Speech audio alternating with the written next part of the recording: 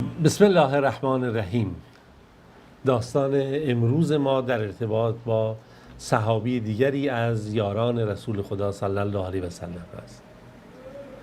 یاری که از نظر جسمی در سلامت کامل نیست، به عبارتی مرد نابینایی که خداوند به سبب ایشون 16 آیه در قرآن نازل کرد که این آیات تا قیام قیامت تلاوت خواهد شد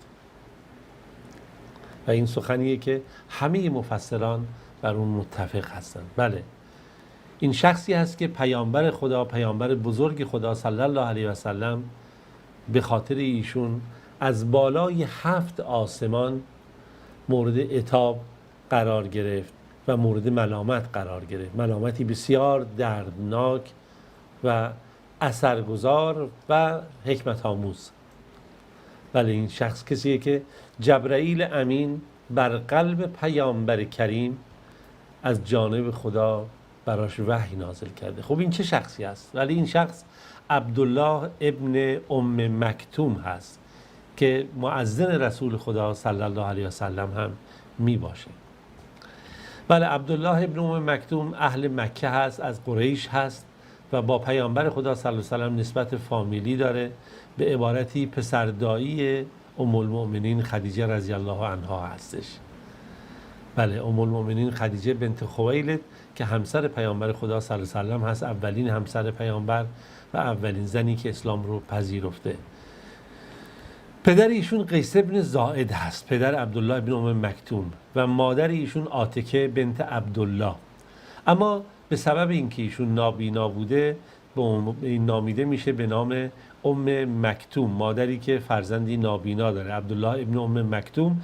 به همین اثر اسم ایشون شهرت پیدا کرد و این سر زبان ها افتاد و تا امروز و تا بعدها هم همیشه با همین نام ایشون نامگذاری میشه، عبدالله ابن ام مکتوم. عبدالله فرزند مادری که فرزندی نابینا داره. در هر صورت عبدالله ابن ام مکتوم در طلیعه‌داران اولیه‌ای که اسلام رو پذیرفته و خداوند با وجود اینکه ایشون نابینا بود اما قلب بینا و آگاهی داشت و ایمان رو تونست بپذیره و درک بکنه و در رده سابقین و اولین قرار بگیره. عبدالله ابن ام مکتوم هم مثل سایر مسلمانان در مکه و در دوران اسلام و بعد از دوران مکی و بعد از مکی قربانی داد، فداکاری کرد، زجر کشید، شکنجه دید و سختی های زیادی رو پشت سرش گذروندش. و همون گونه که قریش به سایر یاران رسول خدا صلی الله علیه و سلم آزار میرسوندن، عبدالله ابن ام مکتوم هم همین آزارها رو میدید، همین رنجها رو میدید، همین شکنجه ها رو میدید. اما ایمان ایشون ایمانی نبود که به همین راحتی بشه اون رو ازش گرفت. از کوه استوارتر بود و از آهن محکمتر و ایمانی بود که در برابر اون هر ستمگری تسلیم میشد، چرا که ایشون به دین خدا چنگ زده بود و ایمان داشت و تعلق درونیش کلاً متصل شده بود با آیات الهی. تمام تلاش خودش رو میکرد آیات الهی رو بیشتر بفهمه، بیشتر درک کنه، شریعت و برنامه الهی رو بیشتر درک بکنه و تا جایی که میتونه از زبان رسول خدا صلی الله علیه و سلم حقیقت رو دریافت بکنه، مفاهیم حقیقت رو دریافت بکنه و در درون دل خودش جا بده. بله، این فرصت برای ایشون بود که بتونه مستقیم از رسول خدا صلی الله علیه و سلم آیات رو دریافت بکنه و چون نابینا بود میتونست به راحتی حفظ بکنه و دارای حافظه قوی بود و از هر فرصتی استفاده میکرد که خودش رو به پیامبر برسونه و درس بگیره از ایشون آموزش بگیره و آیات الهی رو بشنوه، اون جان تشنه خودش رو سیراب کنه با آیات سراسر برکت و رحمت. اما یک اتفاقی رخ داد،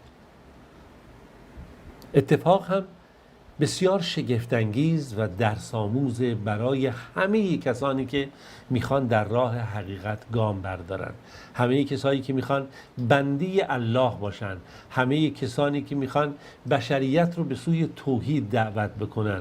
البته قبل از اون خودشون باید ملتزم به این توحید باشن، خودشون آگاه به این توحید باشن. در هر صورت رسول خدا صلی الله علیه و سلم در همون دورانهای اولیه دعوت اسلام تعدادی از بزرگان قریش رو دعوت کرد.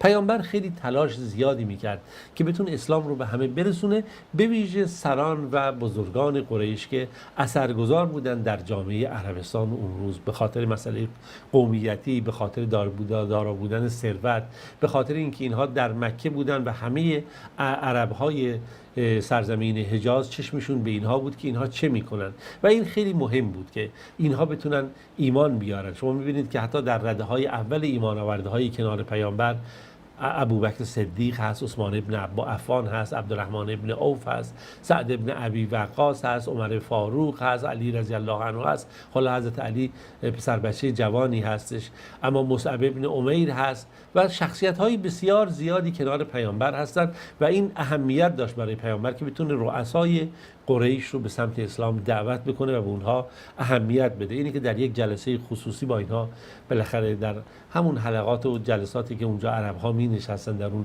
مکان‌ها اینها رو جمع کرده بود. با عتبه ابن ربیعه بود، با برادرش بود شیبه ابن ربیعه، عمرو ابن هشام که همین معروف به ابو جهل هست و امیه ابن خلف، ولید ابن مغیره که پدر خالد ابن ولید هست و شروع که پیامبر با اینها گفتگو میکرد، صحبت میکرد، آرام این ور به هر روشی سعی میکرد اینها رو ترغیب کنه به سوی اسلام. در واقع یک جلسه کاملا رسمی و دیپلماتیک بر اساس اون چیزی که ما این روزها شاهد چنین جلساتی هستیم. فرض کنید یک گفتمان، یک جلسه رسمی با سران مثلا قبایل یا سران کشورها برگزار میشه و داری تو گفتگو میکنی و این کاملا رسمی و مهم هست.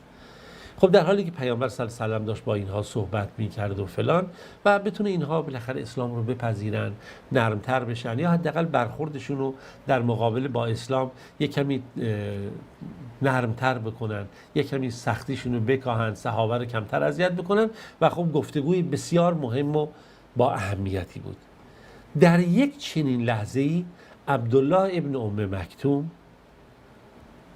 که دنبال فرصت‌ها میگشت که پیامبر رو ببینه و پیامبر خوب داشت صحبت میکرد، خودش رو پیامبر خدا صلی الله علیه و سلم رسوند. خب اونجا جلساتی که در اطراف مسجد الحرام در اون زمان قریش داشت، محفل هایی که داشت، اینا محفل ها باز بود، یعنی اینطور نبود که ساختمانی باشه، در بسته باشه، نگهبانی داشته باشه، نه، محفل ها باز بود، فقط مثلا سایبانی بود یا مثلا دیوارهایی مثلا با گل بود روش و با پارچه حصیری چیزی پوشونده بودن یا مثلا سقف چوبینی. به این صورت داشت راحت رفت آمدها صورت میگرفت. این بود که هر کسی خب میتونست ببینه این صحنه رو، گفتگو رو.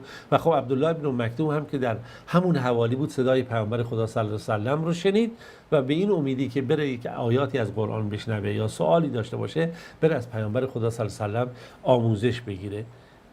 در همچین لحظه عبدالله ابن ام مکتوم خودش رو وارد جلسه کرد.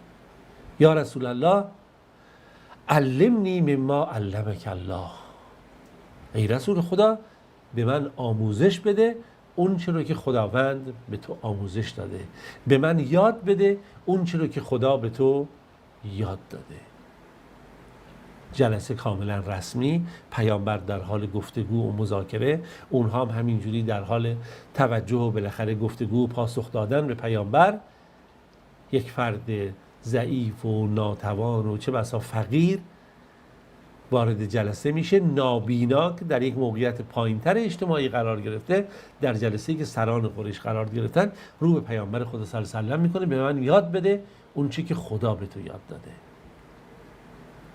خب عکس العمل پیامبر خیلی طبیعی هست، چون پیامبر خیلی امید داشت به این که بتونه این سران قریش رو نرم کنه به سوی اسلام، اینها رو بالاخره یک گامی مهمی رو برداشته باشه. در همین لحظه یه دفعه پیامبر چهرش تغییر کرد، به اصطلاح لغت عربی عبوس شد، در هم رفت و خودشو در جهتی قرار داد که عبدالله بن ام مکتوم به سمت ایشون نیاد و به قول معروف دوباره سوال نکنه که مبادا این گفتمان پیامبر در این لحظه صحبت خودشو قطع کنه، با عبدالله ابن ام مکتوم گفتگو بکنه و صحبت بکنه، سبب بشه که اونها نسبت به اسلام بدبین بشن یا بگه که نیا کنید چه آدمیه که قواعد گفتگو، دیپلماسی و اینها رو رعایت نمیکنه. یه چیز خیلی طبیعی که بالاخره در هر جایی و در هر موقعیتی صورت میگیره.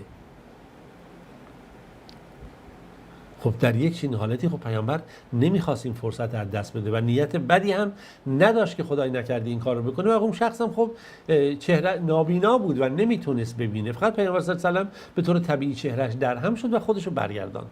هیچ اتفاقی نشد و دیگه به سمتی که به قول معروف به همون قریشیان توجه بکنه، با اونها صحبت بکنه. در یک چنین حالتی صحنه اتفاقی افتاد.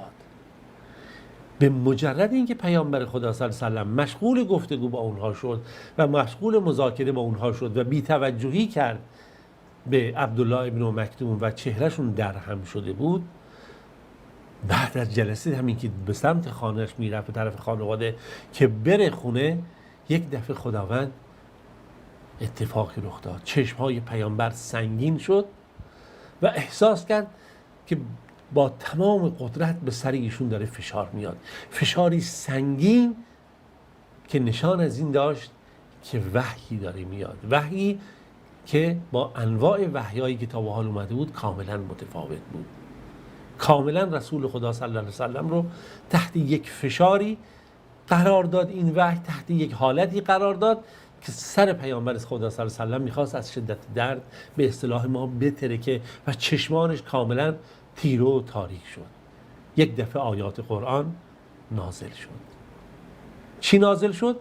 امروز بمونه درس ما تا فردا که انشالله در جلسه بعد بتونیم ادامه این داستان رو خدمت شما ما ارائه بدیم. با ما همراه باشید تا جلسه بعد.